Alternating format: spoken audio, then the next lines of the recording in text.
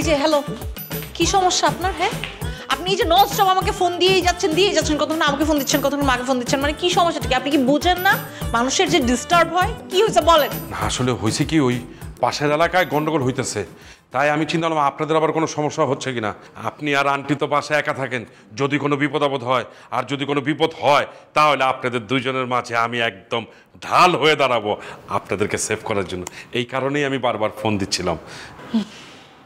একটা কথা সত্যি করে বলেন তো। জি বলবেন? হ্যাঁ অবশ্যই। আপনার ইন্টেনশনটা কি? আমার তো কোনো ইন্টেনশন না নেই। না না না না, কোনো না কোনো একটা উদ্দেশ্য আছে। ইনফ্যাক্ট আপনার না, আপনার সাথে যে আরো দুজন আছে না, ওই দুজনেরও কোনো না কোনো একটা ইন্টেনশন আছে। কিছু তো একটা আছে, প্লিজ সত্যি করে বলেন তো কি। ওদের ইন্টেনশন থাকতে পারে, আমার কোনো ইন্টেনশন নাই।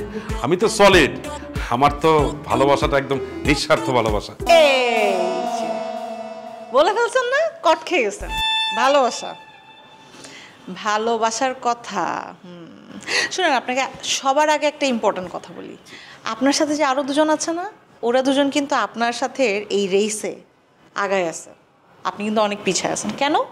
কারণ আপনি নিজের মনের কথা মুখ ফুটে বলতে পারেন।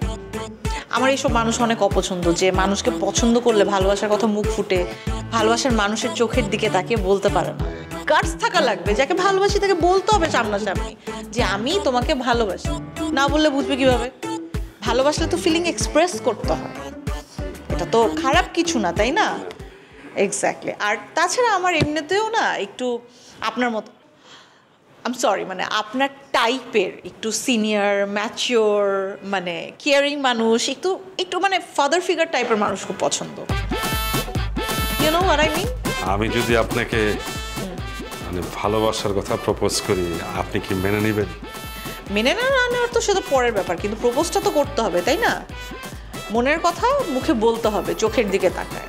যেদিন বলতে পারবেন ওই দিন আইসেন। এখন যান। ও আপনার হাতে কি এটা? অডোমস, ওই মশা মারার ওষুধ। আপনি মশা মারার ওষুধ সাথে নিয়ে ঘুরেন কেন? না, ওই আপনাদের বাসার সামনে 3-4 ঘন্টা দাঁড়া থাকতে হয়তো প্রচুর মশা, মশা কামড়াতে কামড়াতে একদম শরীর হাত পা একদম ফুলায় ফেলছে, তাই অডোমস নিয়ে থাকি। Very good.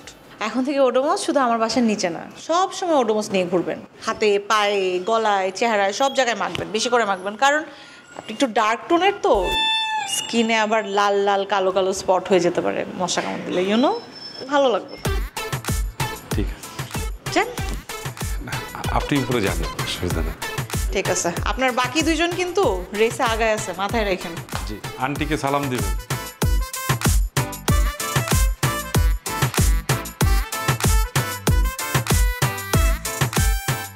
আমার মশা কামড় দিবে, আমার ফেসে লাল দাগ হয়ে যাবে, এটা সে মানতেই পারতেছে না।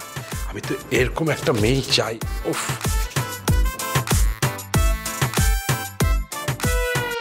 ইয়েস, পায়ে গেছি, হয়ে গেছে আমার স্বামী। আনিকা।